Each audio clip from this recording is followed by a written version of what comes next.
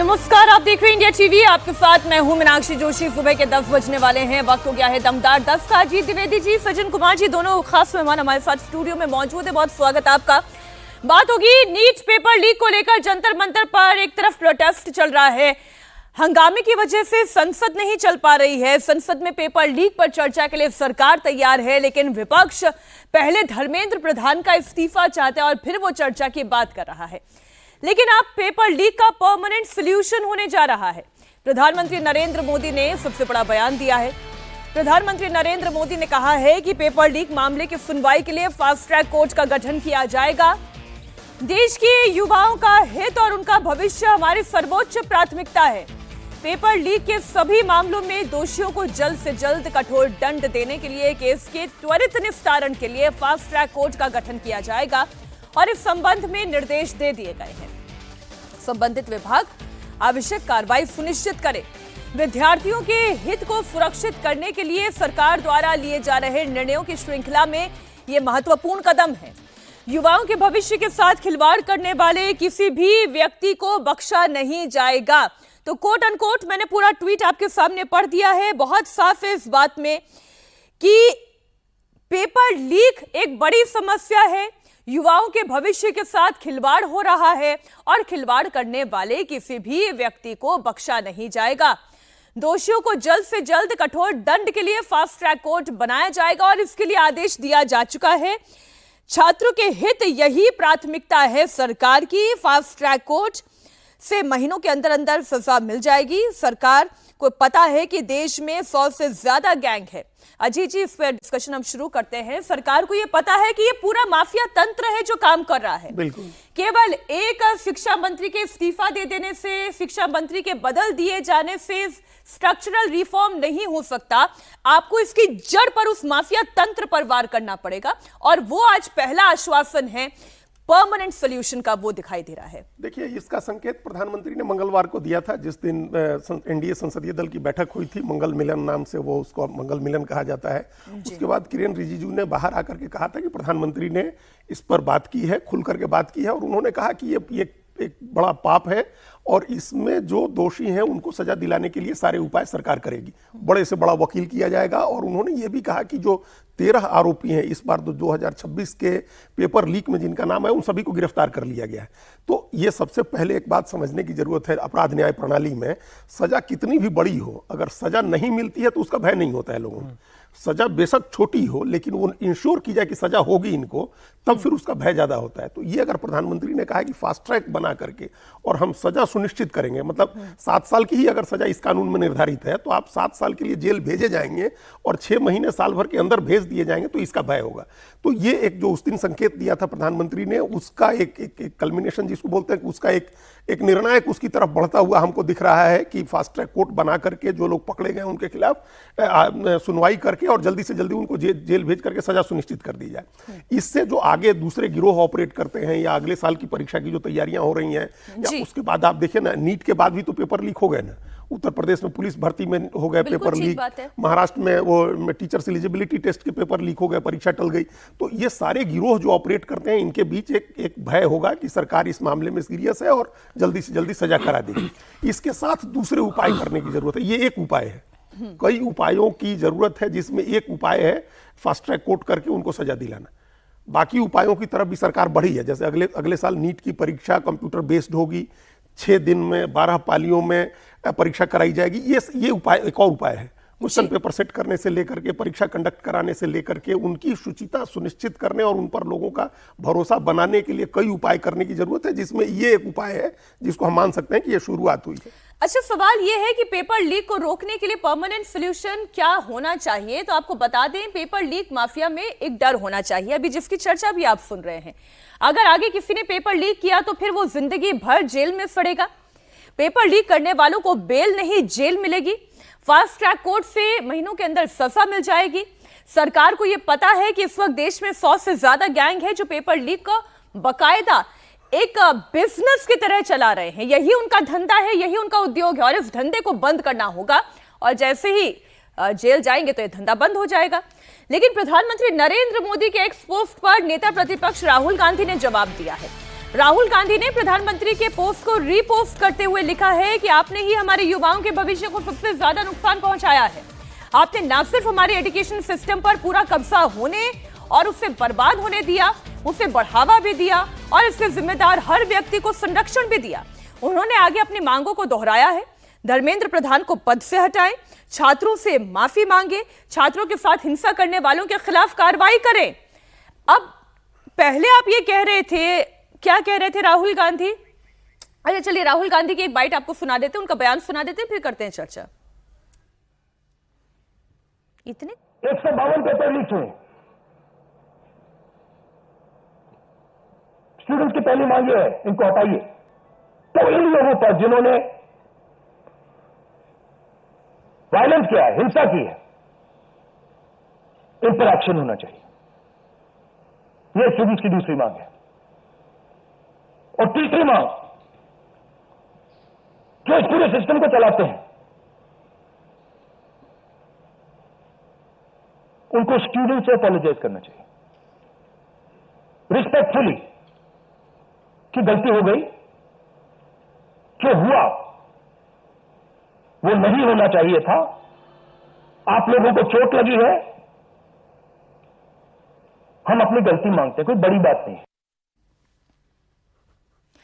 अब ये जो राहुल गांधी कह रहे हैं, जरूरत क्या है? माफिया तंत्र को खत्म करने की जरूरत है, यही तो छात्रों की भी मांग है। लेकिन अड़े हुए हैं कि इस्तीफा होना चाहिए, अड़े हुए हैं कि प्रधानमंत्री को माफी मांगनी चाहिए।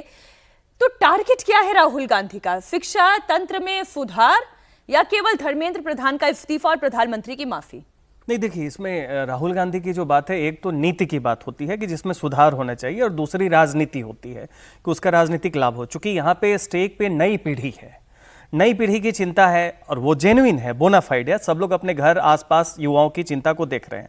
अब यहाँ पे क्या हुआ है कि जहां तक प्रधानमंत्री ने संज्ञान लिया और बिल्कुल अश्योरेंस जो दे रहे हैं, वो बहुत ही स्वागत योग्य बात है और वैसे ही होना भी चाहिए। स्वागत तो हुआ नहीं, मतलब इनके द्वारा नहीं हुआ, चूंकि ये तो नेता प्रतिपक्ष है, तो ये अपना उसमें लाभ भी देखेंगे, राजनीतिक लाभ भी देखेंगे। लेकिन एक बात मीनाक्षी जी जरूर है कि देखिए, ये जो नीट पेपर लीक हुआ, इसकी भी जो खुलासा है स्टूडेंट्स ने की, ये सिस्टम से नहीं पकड़ा गया। सीबीएसई की जो बात आई, उसकी भी क्या कैसे गड़बड़ी हुई, वो भी एक स्टूडेंट ने पूरे के पूरे सिस्टम को जाके ये बताया। वो जो स्टैंडिंग कमेटी थी उसके पास भी वो गए। सवाल यहां ये है कि जब एक पूरी पीढ़ी की चिंता है, तो एक बार संवाद उनसे भी होना चाहिए। बात ये नहीं है प्रधानमंत्री की निष्ठा पे, और वो जो ये फास्ट ट्रैक की बात कर रहे हैं, और पहले भी उन्होंने अश्योर किया है, वो अपनी जगह है। लेकिन सबसे बड़ी बात है जब एक पूरी की पूरी युवा पीढ़ी, जिसके कारण राहुल गांधी और बाकी नेता जो हैं उसमें बहती गंगा में हाथ धोने वाली जो स्थिति होती है, क्योंकि आपने पहले इस मूवमेंट को सपोर्ट नहीं किया था। 20वें दिन तक वहां पे भीड़ बिल्कुल नहीं थी, अपोजिशन के लोग ये तो थे भी नहीं। राहुल गांधी नीति पे चल रहे हैं या राजनीति पर चल रहे हैं? नहीं, देखिए नेता प्रतिपक्ष है तो अभी राजनीति उनका पहला पक्ष है। अगर ये नहीं होता तो प्रधानमंत्री के आवास के बाहर जाके जो धरना था, वो एक फुटेज जनरेट करने की कवायद थी। छात्रों के साथ एक जेन्युइन ग्रीवांस है, उसको सोनम वांगचुक लीड कर रहे हैं। वहां पे सरकार को थोड़ी ह्यूमिलिटी दिखानी चाहिए, संवाद छात्रों से भी कायम करना चाहिए, क्योंकि ये अपने ही लोग हैं। ज्यादातर लोग वो हैं जो अभी तक 10 साल 12 साल के सरकार के कार्यकलाप की सराहना ही किए हैं। जब उनके बीच में आक्रोश है, चिंता है, तो संवाद और सीधा होना चाहिए। ठीक है, पेपर लीक को लेकर संसद में हंगामा जारी है और संसद की कार्रवाई चल नहीं पा रही है। राहुल गांधी धर्मेंद्र प्रधान का इस्तीफा मांग रहे हैं, लेकिन सरकार राहुल गांधी की इस डिमांड को मानने के लिए तैयार नहीं है। सरकार विपक्ष के प्रेशर में नहीं आएगी, धर्मेंद्र प्रधान का इस्तीफा नहीं होगा। इसके कुछ संकेत भी हैं, जिसे अब मैं आपके सामने रखने जा रही हूं। कल धर्मेंद्र प्रधान ने स्पीकर से मुलाकात की और इस पर सर्वदलीय बैठक बुलाकर चर्चा कराने की मांग की। दूसरा संकेत यह है कि दिल्ली में कल राज्यों के शिक्षा मंत्रियों का सम्मेलन था, उसमें धर्मेंद्र प्रधान भी शामिल थे। तीसरा संकेत यह है कि कल वो ओडिशा के बीजेपी सांसदों के साथ मीटिंग भी कर रहे थे। अगर उन्हें सरकार को हटाना होता तो वो इतने एक्टिव नहीं होते, बल्कि साइड लाइन होते। आप एक और बयान सुने, फिर करते हैं चर्चा। आरोप प्रत्यारोप से बाहर निकल करके हमें इस पर चर्चा करनी चाहिए, और चर्चा करने का जो सबसे अच्छा माध्यम है वो है सदन, वो है पार्लियामेंट, और हम चर्चा के लिए तैयार हैं। और इसीलिए हमने चाहा है कि संसद में इसकी चर्चा हो। Short duration discussion, long duration discussion, business advisory committee में आप तय करो कितना समय आपने लेना है, 12 घंटे लेना है, 18 घंटे लेना है। राज्यसभा में मैं लीडर ऑफ द हाउस के नाते मैंने हमेशा इस बात को माना है कि जो विपक्ष जितने आवर्स तय करे, हम चर्चा के लिए तैयार हैं। गहन चर्चा हो, गहन चर्चा के माध्यम से इसकी बारीकियों में हम जाएं। What are the factors which are leading to for paper leak? Who are the people involved? And how the central government has responded? हमने किस तरीके से, जब हमारे ध्यान में कोई पेपर लीक आया है तो हमने किस तरीके से इसको एड्रेस किया है, और बाकी सरकारों को भी किस तरीके से इसमें एड्रेस करना चाहिए। क्या बिंदु हैं जिसके बारे में हमको गहराई से चिंतन करके उसका कोई रास्ता निकालना चाहिए, ताकि हमारे छात्रों के साथ जो करोड़ों में हैं उनके साथ अन्याय ना हो। इस पूरे प्रकरण में जो सबसे ज्यादा टारगेट पर रहे हैं वो धर्मेंद्र प्रधान ही रहे हैं। धर्मेंद्र प्रधान का इस्तीफा हो रहा है या नहीं हो रहा है? देखिए, 2-3 चीजें तो आपने बताई जो संकेत है इस्तीफा नहीं होने का। होना होता तो पहले ही हो गया रहता। देखिए, इस सरकार में इस्तीफे नहीं हुए, और राजनाथ सिंह जी ने तो कहा है कि सरकार में इस्तीफे नहीं होते हैं। हाँ, ये हो सकता है, एक आध अपवाद छोड़ दीजिए, जैसे एमजे अकबर का हुआ था तो वो ऐसा मामला था मीटू का जिसकी वजह से हुआ। लेकिन उनसे मांगा किसी ने नहीं था, उन्होंने खुद ही इस्तीफा दिया भी ऐसा था वो। लेकिन अभी हाँ, ये होता है, कई बार ऐसा हुआ है कि आप अगला रिसफल हो तो उनको ड्रॉप कर दिया जाए या उनकी मिनिस्ट्री बदल दी जाए, तो ये संभव है कि हो। अभी वैसे भी अपोजिशन को धर्मेंद्र प्रधान का इस्तीफा मांगने की बजाय पहले संसद में चर्चा करानी चाहिए, क्योंकि जो इतना बड़ा इशू है, जिस शिक्षा मंत्री के कार्यकाल में ये गड़बड़ी हुई है, वही तो जवाब देगा। पार्लियामेंट में अगर आप कहते हैं कि हम धर्मेंद्र प्रधान के इस्तीफे के बाद चर्चा कराएंगे, तो जवाब कौन देगा आपका? नया शिक्षा मंत्री आकर के कैसे जवाब देगा? जो इतने वर्षों से धर्मेंद्र प्रधान शिक्षा मंत्री हैं, नई शिक्षा नीति उनके समय लागू हो रही है, जो नीट की परीक्षा उनके समय गड़बड़ी हो रही है, सीबीएसई में ऑन स्क्रीन मार्किंग उनके समय हुई है। इन तमाम गड़बड़ियों का या जो भी स्ट्रक्चरल प्रॉब्लम्स है, सिस्टमेटिक प्रॉब्लम्स है, मतलब व्यवस्थागत भी है, प्रणालीगत भी है, ये जानकारी तो उन्हीं के पास है, वो चर्चा में और वही जवाब दे, तभी कोई जिम्मेदारी बनेगी ना कि भाई आप जिम्मेदार थे। वो कहेंगे कि नहीं, हमने अपनी जिम्मेदारी ठीक से निभाई है। अब कोई नया शिक्षा मंत्री आके जवाब देगा तो क्या जवाब देगा? तो अभी अपोजिशन को तो इस्तीफा मांगने के पहले चर्चा करानी चाहिए कि आप चर्चा कराइए और धर्मेंद्र प्रधान से जवाब मांगिए कि आप जवाब दीजिए, उनके जवाब को आप काउंटर करिए कि आपके जवाब ठीक नहीं है। ये होने के बाद फिर आप इस्तीफे के फेज में जाइए। अभी नहीं हुआ इस्तीफा तो पार्लियामेंट के सेशन के बीच में बिना चर्चा कराए इस्तीफा मांगने का कोई लॉजिक नहीं है। आप अभी किसी तरह से इस बात को तय करिए, सोनम वांगचुक से बात हो, उनका अनशन समाप्त हो, पार्लियामेंट में चर्चा हो और लॉजिकल चर्चा हो, लॉजिकल कंक्लूजन तक पहुंचे वो चर्चा। जो अभी कह रहे थे जेपी नड्डा कि जो गहरी चिंताएं हैं, उन चिंताओं को दूर करने का उपाय अपोजिशन भी। विपक्ष की आपने जो बात की, विपक्ष में भी तो जो 3 पार्टियों की मैं बात करती हूँ, तीनों का अलग अलग स्टैंड है। राहुल गांधी ये कह रहे हैं कि अकाउंटेबिलिटी तय हो और इस्तीफा हो, चर्चा तो बात की बात है। अखिलेश यादव ये कह रहे हैं कि इस्तीफा हो ना हो, हमारे लिए महत्वपूर्ण ये है कि पहले चर्चा तो हो। ये अखिलेश यादव का स्टैंड है। और आम आदमी पार्टी का स्टैंड सदन में तो कुछ है ही नहीं, वो वही प्रोटेस्ट प्लेटफॉर्म पर ही रहना चाह रहे हैं, जंतर मंतर पर। देखिए, किसी भी प्रोटेस्ट में सरकार का भी एक दायित्व होता है कि उस प्रोटेस्ट का जो मोरल फोर्स है, एक मोरल फिगर है, आप उसको लेजिटिमाइज करें ताकि वो कोहेरेंस लाए। डिमांड क्या है प्रोटेस्ट के 1, 2, 3, उसमें एक डिसिप्लिन इंश्योर करे कि अनरूली लोग उसको हाईजैक ना करें। तो सरकार की तरफ से भी कमी ये रही कि जो मोरल फोर्स सोनम वांगचुक थे उसको तो आपने हटा दिया, और ये बच्चों का प्रोटेस्ट है, तो ऐसी स्थिति में कोहेरेंस आएगा कहां से? देखिए, गांधी के टाइम में भी उनको लेजिटिमेसी दी जाती थी, सब कुछ होता था, जेपी के टाइम में था, अन्ना के टाइम में था। यहां पे सोनम, अब आखिर सरकार को सोनम वांगचुक से वार्ता करनी, अगर आप नहीं करेंगे तो इसमें राजनीतिक लाभ लेने वाले तत्व जो है, चाहे वो अखिलेश हो, राहुल गांधी हो, आम आदमी पार्टी हो। इस्तीफा आप भी कह रहे हैं कि अब नहीं होगा अभी? देखिए, नहीं होगा, ये तो देखिए, ये तो नैतिक दायित्व है। ये तो अब रेल मंत्री रेल तो नहीं चलाता है, लेकिन लाल बहादुर शास्त्री, माधवराव सिंधिया, नीतीश कुमार से लेकर सबने नैतिक दायित्व लिया। उनको लगा कि रहीमन पानी राखी, बिन पानी सब सून। अब धर्मेंद्र प्रधान जी को नहीं लग रहा है, ये फ्यूटिलिटी का आर्गुमेंट नहीं चलेगा कि इस्तीफा देने से क्या होगा। ये तो एक नैतिक जवाबदेही है ना, ये कानूनी तौर पे टेक्निकलिटी से नहीं तय हो सकती है। तो ये तो उनका व्यक्तिगत मामला है और बीजेपी सरकार का एक डिसीजन है कि वो इसे, उनको लग रहा है कि भाई अपोजिशन आर्म ट्विस्ट करके कैसे करवा लेगा, एक इंस्टीट्यूशनल ईगो भी होती है। लेकिन आप ये भी देखिए कि ये वो लोग हैं जो राजनीतिक लाभ लेने की कोशिश कर रहे हैं। जब छात्रों का प्रोटेस्ट शुरू हुआ, कोई अपोजिशन पार्टी, कोई बड़ा नेता वहां नहीं गया। अब ये सब लोग अपने अपने ढंग से उसको साधने की कोशिश कर रहे हैं, एक दूसरे पे आरोप भी लगा रहे हैं कि कांग्रेस बीजेपी में साठगांठ है, हमें क्यों नहीं लिया गया। इंपॉर्टेंट मेरे नजरिए में यह है कि चर्चा होनी चाहिए, परमानेंट सोल्यूशन निकलना चाहिए, और नैतिकता के आधार पर यदि इस्तीफा होना होता तो जब लगातार आरोप लग रहे थे और पॉलिटिक्स नहीं शुरू हुई थी तभी इस्तीफा हो जाना चाहिए था। लेकिन अब सरकार परमानेंट सोल्यूशन के लिए जब आगे बढ़ चुकी है तो ऐसे मौके पर जब पार्लियामेंट सेशन में है तो वो संकेत ये कहते हैं कि इस्तीफा नहीं लेगी। इधर सोनम वांगचुक के अनशन का आज 26वां दिन है। सोनम वांगचुक भी अनशन तोड़ने के लिए तैयार है। उन्होंने सरकार के सामने डिमांड रखी है जिसमें धर्मेंद्र प्रधान के इस्तीफे को प्राथमिकता नहीं दी गई है। उन्होंने अपील की है कि सरकार इस पर विचार करे, जबकि राहुल गांधी धर्मेंद्र प्रधान के इस्तीफे पर अडिग है। सरकार भी कह रही है कि वांगचुक के ओपन लेटर का जवाब सरकार की तरफ से दिया जाएगा।